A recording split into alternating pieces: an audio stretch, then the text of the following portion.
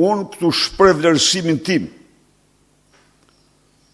për raportet paraprake të cilat de facto në parimin më themelor ndërkombëtar dhe kombëtar të zgjedhjeve atë të barazisë së palëve i kanë rrëzuar për tokë zgjedhjet.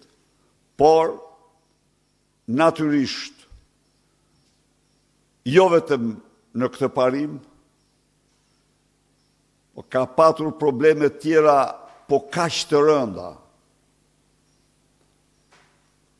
edhe më të rënda, zgjedhje të zhvillu të kapura nga organizatat kriminale më të fuqishme të Shqipërisë dhe rajonit, të cilat disponojnë në kontot e tyre të nëndheshme miliarda euro dhe që luftojnë në këto zgjedhje për lëkurën e tyre, po sepse siç e dini i kisha garantuar dhe vazhdoj t'i garantoj që ato me Partinë Demokratike në pushtet do shpallen organizata terroriste.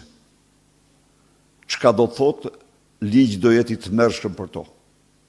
Mos të kenë iluzion, sepse ata janë bërë pegmarrës të demokracisë së një shteti edhe një kombi, me Edi Ramën.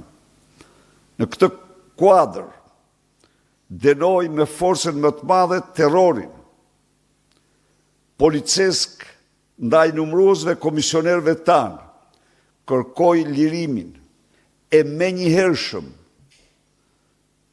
të vëzhguesit Luan Tollozhina. E gjithë ngjarja është një kurth policesk i organizuar kundër tij. Ai mbahet në burg vetëm si qendrështar dhe mbrojtës i votës. Denoj akte tjera të fallangave të krimit që kanë terrorizuar demokratë dhe demokratë, opozitarë dhe opozitare që kanë dorëzuar filmime, dokumenta mbi dhunimin masiv të këtyre zgjedhjeve. Pra, ftoj demokratët dhe të mbar opozitarët të vazhdojmë këtë mision si misioni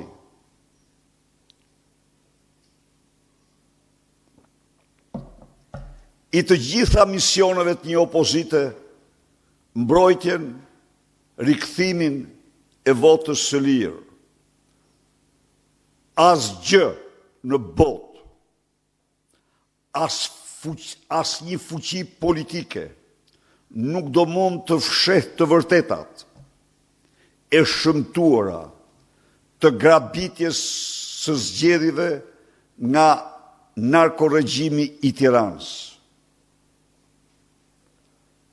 Ata të cilët injorojnë se këto zgjedhje u grabitën, u plaçkitën në mënyrat më kriminale dhe antidemokratike, do të zhgënjehen më vonë, kur ne të kemi faktuar para çdo shqiptari dhe në çdo kryeqytet të Europës dhe të botës shëmtin e kësaj farse elektorale.